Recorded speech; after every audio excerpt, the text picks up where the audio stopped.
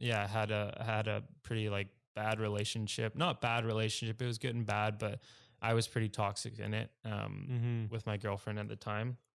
Um, just involved a lot of drinking, my anxiety, like, Mm-hmm. me getting mad and stuff like that. And don't like, I have no reason why I'm getting mad. I'm just getting mad when I get drunk. Mm-hmm. But obviously it's from suppressing a lot of those thoughts and feelings Yeah. um, from that experience and all the other experiences along the way as well. Mm-hmm. Which sort of led to, it led to us breaking up. And then I went traveling, Mm. um, which was great.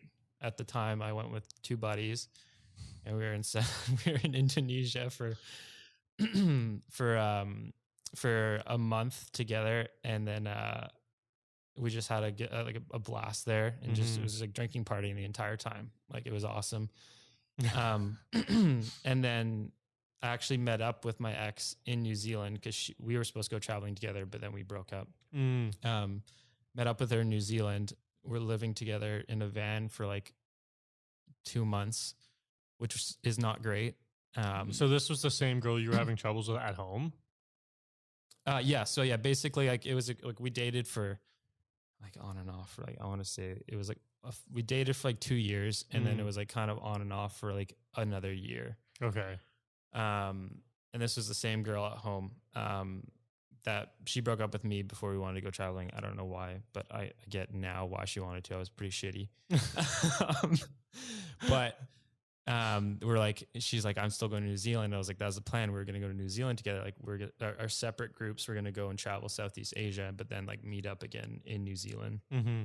And so we did, and it was like just weird. And she was going through a pretty tough time when we were over there. Her sister was pregnant, and her sister actually like lost the baby. Oh, yeah. But she actually had to have the baby, and the baby was alive for like a few minutes after it was born. But something was wrong with him that he couldn't survive after birth for that much longer. And while she was over there, like she basically, her sister knew like with 2 months left in the pregnancy that this was going to happen. So she was living knowing that her sister's baby was going to die. And I was just over there in New Zealand, just like not caring for her, not being supportive, just like still kind of messed up in my own mind from just years of just suppressing like my feelings and thoughts and everything like that.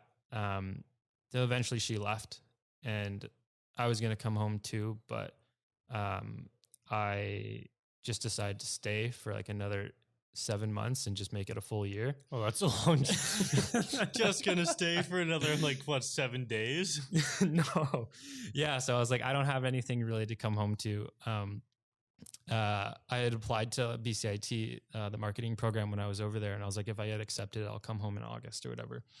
And so when I was in New Zealand, I worked there for about 6 months, and I was like, just worked in a kiwi fruit pack house, just stacking boxes of kiwi fruit. And that was honestly one of the best times of my life, because like I had forgotten all about my shit that I had at home, and I didn't have to deal with it because nobody knew me, nobody knew my problems. I didn't have any problems in New Zealand. Like it was a pretty stress-free environment. Like I just stacked kiwi boxes, got paid, and went surfing. Yeah, it sounds not bad. Yeah. And so, but then I did get accepted to this program, came back, and right away there was like my problems were still there right away. Like it was kind of on and off with this girl.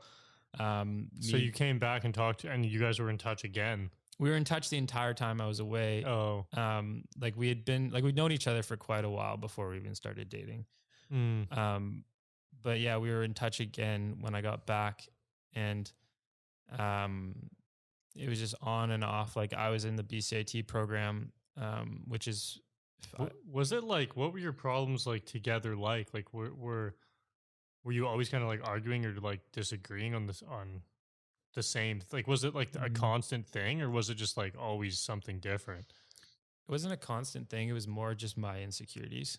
Okay. I think we weren't really arguing about stupid shit. Like we were honestly pretty relaxed and chill. It was mostly just like I would get stressed about something. Yeah. And then I would make it a really, really big issue. Right. To the point where like I'm not sleeping or whatever. Mhm. Like, and like I'm up all night just like thinking about this like one stupid little thing that happens throughout the day, and then I'm blaming her for it, even though it's Mm. like 100% me. Yeah, yeah, okay. So yeah, no, but it wasn't like just bickering or anything Yeah. like that. And I didn't really know like it was anxiety. Like I had a thought it was anxiety at the time, but I was also just like, oh, it's just like a relationship issue, you know? Yeah. It's not me, it's both of us. But Yeah, it's so hard to tell in mhm. those situations. Because I had similar with my ex-girlfriend where it was always like all I would do is just it was more like if I wasn't with her, I'd be worrying like a lot or like Yeah. what's she doing? Yeah.